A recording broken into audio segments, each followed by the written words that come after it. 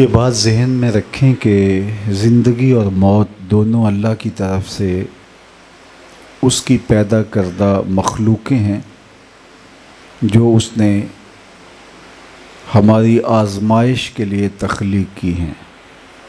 سورہ الملک کا ابتدائیہ اسی عنوان سے ہی ہے، الذی خلق الموت والحیات لیبلوکم ایکم احسن عملا۔ اس نے زندگی موت دونوں کو تخلیق کیا تاکہ وہ پرکھے، آزمائے، امتحان لے کہ تم میں سے اچھے اعمال کون کرتا ہے۔ جس طرح بہت ساری مخلوقات ہیں یک بارگی پیدا کر دی گئی اور قیامت کے دن ان کو اللہ سمیٹ بھی لے گا۔ جس طرح پہاڑ ہیں، جتنے پیدا کرنے تھے ایک بار ہی پیدا کر دیے۔ آسمان ہیں، یک بارگی تخلیق ہو گئے۔ اسی طرح زمین ہے، جتنی بنائی جانی تھی بنا دی گئی۔ پانی ہے، جتنا تخلیق کرنا تھا وہ اللہ نے پانی پیدا کر دیا۔ اور قیامت کے دن سمندروں میں آگ لگ جائے گی اور آسمان لپیٹ لیے جائیں گے، پہاڑ ریزہ ریزہ ہو کے ہواؤں میں اڑنے لگیں گے، زمین بھی اللہ سمیٹ لے گا۔ تو جس طرح یہ مخلوقات یک بارگی پیدا کی گئی تھیں، تو ایسے بھی ہو سکتا تھا کہ جتنے انسان تخلیق ہونے تھے اللہ ایک بار ہی سب کو تخلیق کر دیتا اور پھر ان پر قیامت آتی، موت آتی اور قصہ تمام ہوتا، لیکن اس نے ایسا نہیں کیا۔ پہاڑ تو ایک بار ہی سارے پیدا کر دیے گئے، لیکن انسان سارے ایک بار پیدا نہیں کیے گئے۔ آسمان ایک بار ہی پیدا کیے گئے، لیکن انسانوں کو اللہ تعالیٰ مختلف اوقات میں پیدا کرتا ہے، پھر ان کی موت آتی ہے۔ اگر انسان بھی ایک بار پیدا کر دیے گئے ہوتے تو لوگ موت کا انکار کر دیتے، اس لیے کہ انہوں نے اپنے سامنے کسی کو مرتے ہوئے دیکھا نہ ہوتا۔ جس طرح آج بہت سارے لوگ معاد کا، آخرت کا انکار کرتے ہیں۔ وہ کہتے ہیں کہ نہیں، یہ دنیا ہی سب کچھ ہے، انسان انتقال کر جاتا ہے تو قصہ تمام ہو جاتا ہے۔ قریش مکہ نے اس پر بہت شور و غل کیا اور عقیدہ آخرت کی تکذیب کی اور معاد کو جھٹلا دیا اور کہا یہ نہیں ہو سکتا۔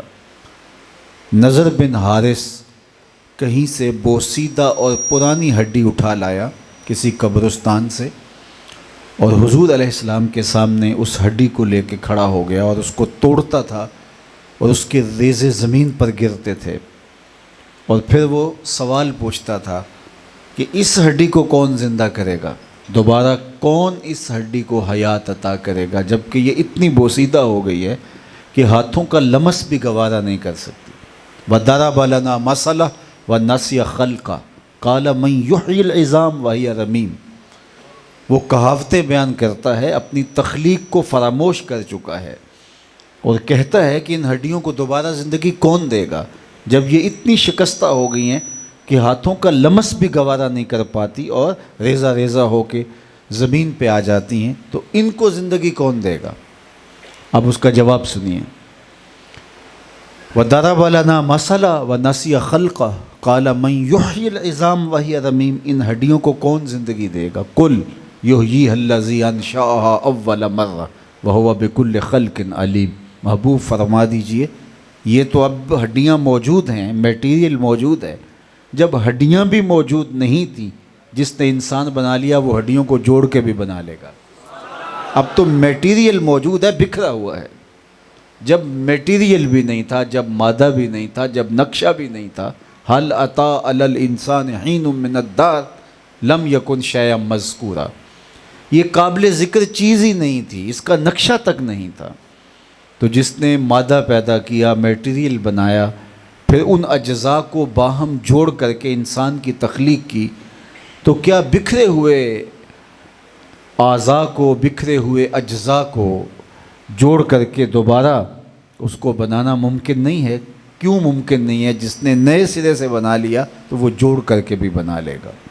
بلا قادرین علی ان نسوی بنانا، اے محبوب فرما دو کیوں نہیں، ہم اس کے جوڑ کو جمع کر کے دوبارہ اس کو شکل میں لے آئیں گے۔ تو خوبصورت جواب دیا کہ یہ کیسے ہو سکتا ہے، جس کمپنی نے یہ مائک ایجاد کیا تو اگر اس میں خرابی ہو جائے تو وہ خرابی دور کیوں نہیں کر سکے گی؟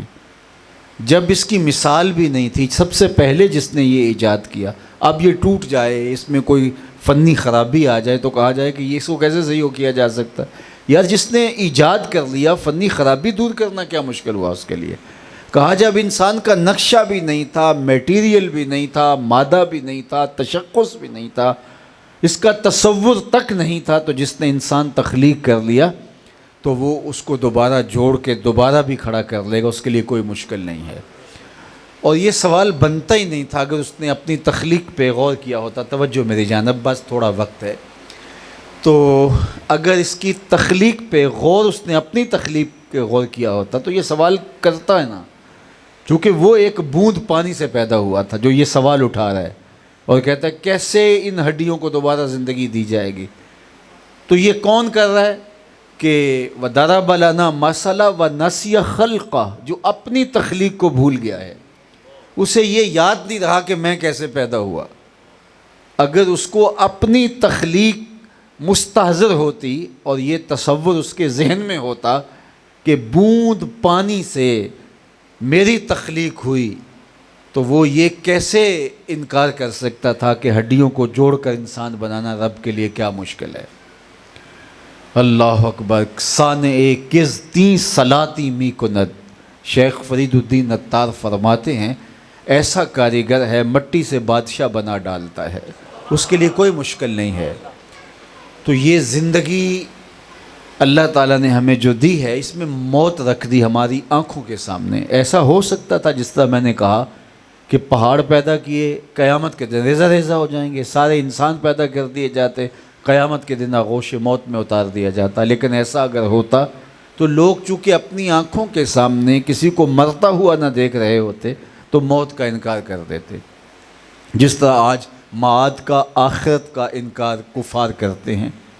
بہت سارے لوگ عملاً انکار کرتے ہیں، مانتے تو ہیں آخرت کو، لیکن وہ صرف ایک ان کا ماننا اس یقین اور تیقن کے ساتھ جڑا نہیں ہے، کیونکہ آخرت کا یقین جب پختہ ہوگا آپ کے ساتھ تو آپ کی زندگی خود بخود مرتب ہوگی۔ مواخذے کا ڈر انسان کو منظم کرتا ہے۔ یہ ایک لفظ آپ سنتے ہیں کہ جس ملک کا عدالتی نظم ٹھیک ہو جائے وہاں جرائم نہیں ہوتے۔ کیوں؟ اس لیے کہ مجرم کو ڈر ہوتا ہے کہ میں پھر عدالت میں میرا کیس ہوا تو پھر میں تختہ دار پہ بھی پہنچ سکتا ہوں، اور جس کو یہ ہو کہ کوئی بات نہیں ہے، یہ نظم اتنا مضبوط نہیں ہے، تو وہاں جرائم ہوتے ہیں۔ تو آخرت کا تصور جب پختہ ہوتا ہے اور وہ روحوں میں جذب ہوتا ہے کہ ہم اللہ کے حضور پیش ہونا ہے اور ایک ایک عمل کا حساب دینا ہے، ثم لتسألن یومئذ عن النعیم، ایک ایک نعمت کے بارے میں پوچھا جانا ہے، تو پھر کبھی بھی اس کی زندگی غیر مرتب نہیں ہوتی۔ وہ سوچ سمجھ کے قدم اٹھاتا ہے، اور اگر اس سے کبھی گناہ سرزد ہو بھی جائے تو وہ فوراً توبہ کرتا ہے، رجوع کرتا ہے کہ اگر میری اسی حالت میں موت آ گئی تو میں کیا اللہ کو جواب دے سکوں گا، چونکہ اللہ بندے کے قدم اپنے حضور سے ہٹنے نہیں دے گا جب تک اس سے 4 سوال نہیں کر لے گا۔ ایک سوال کہ زندگی کہاں گزار کے آیا، دوسرا سوال کہ جوانی کہاں بیتی، تیسرا سوال کہ کمایا کیسے اور اس کو خرچ کہاں کیا، اور چوتھا سوال کہ جو علم پڑھا اس پہ عمل کہاں تک کیا۔ جب تک بندے سے یہ 4 سوال اللہ کر نہیں لیتا اور بندے سے اس کا جواب نہیں لے لیتا، بندے کے قدم اپنے سامنے سے ہٹنے نہیں دے گا حشر کے دن۔ تو وہ مرحلہ تو درپیش ہے، میں اور آپ اس کے حضور حاضر ہونا ہے۔ حضرت سری سکتی رضی اللہ تعالیٰ عنہ فرمایا کرتے تھے باقی باتیں تو بعد کی بات ہے، میں اس بات سے ڈرتا ہوں اپنے رب کا سامنا کیسے کروں گا، اپنے رب کی حضور پیش کیسے ہوں گا۔ اور اقبال نے 2 قدم بڑھ کے ایک اور بات کہہ دی، وہ کہتے ہیں کہ میں اس بات سے ڈرتا ہوں کل قیامت کے دن رسول اللہ کا سامنا کیسے کروں گا۔ تو غنی از ہر 2 عالم من فقیر، روز محشر عذرہائے من پذیر، گر تو می بینی حسابم ناگزیر، از نگاہ مصطفیٰ پنہا بغیر۔ اے اللہ تو غنی ہے، بے نیاز ہے، میرا حساب نہ لینا، یوں ہی معاف کر دینا۔ تیرے لیے کیا مشکل ہے، اور اگر میرا حساب لینا ناگزیر ہوا تو میرے پہ یہ مہربانی ہو کہ حضور کے سامنے میرا حساب نہ لینا، مجھے جناب رحمت للعالمین سے شرم آئے گی۔ تو یہ چیز ہلا کے رکھ دیتی ہے اور زندگی کو منظم کر دیتی ہے اگر عقیدہ آخر جڑا ہوا ہو۔ تو اللہ نے ہمارے اوپر یہ احسان کیا کہ لوگ ہمارے سامنے فوت ہوتے ہیں، ہمارے اپنے عزیز بچھڑتے ہیں، اور یہ دنیا کے اوپر آنے کی اللہ نے ترتیب ضرور رکھی ہے، جانے کی یہ ترتیب لازم نہیں ہے۔ پہلے باپ آتا ہے پھر بیٹا آتا ہے، کبھی اس کے برعکس کبھی نہیں ہوا، لیکن دنیا سے جانے کی یہی ترتیب ہو یہ لازم نہیں ہے۔ بسا اوقات بوڑھے باپ کو جوان بیٹے کی میت کو کندھا دینا پڑ جاتا ہے، تو ایسے حادثات ہوتے ہیں۔ تو یہ دنیا کے اوپر یہ اللہ کا نظم ہے۔ تو موت تو برحق ہے، اٹل حقیقت ہے۔ جن لوگوں نے وجود باری کا انکار کر دیا، خدا کے وجود کا انہوں نے بھی انکار، جو ہے وجود باری کا جنہوں نے انکار کیا، خدا کے وجود کا انکار کیا، موت کا انکار وہ بھی نہیں کر پائے۔ موت ہے ہنگامہ آرا کلزم خاموش میں، ڈوب جاتے ہیں سفینے موج کی آغوش میں۔ تو موت تو ایک طے شدہ حقیقت ہے، امر واقعہ ہے۔ کیسے لوگ ہاتھوں سے نکل جاتے ہیں جن کے بغیر ایک لمحہ نہیں بیتتا تھا، پھر آنکھیں ان کی شکلیں دیکھنے کو ترستے ہیں۔ میاں صاحب نے کہا تھا جنہ باجوں ایک پل نہ گزرے وہ شکلیں یاد نہ رہیں۔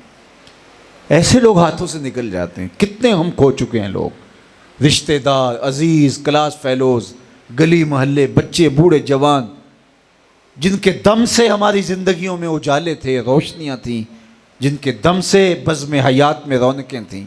آج کتنے لوگ ہیں کہ وہ ہماری آنکھوں کے سامنے نہیں ہیں، آنکھیں ترستی ہیں ان کے دیدار کو۔ تو یار جب وہ چلے گئے ہیں تو ہم بیٹھ رہیں گے۔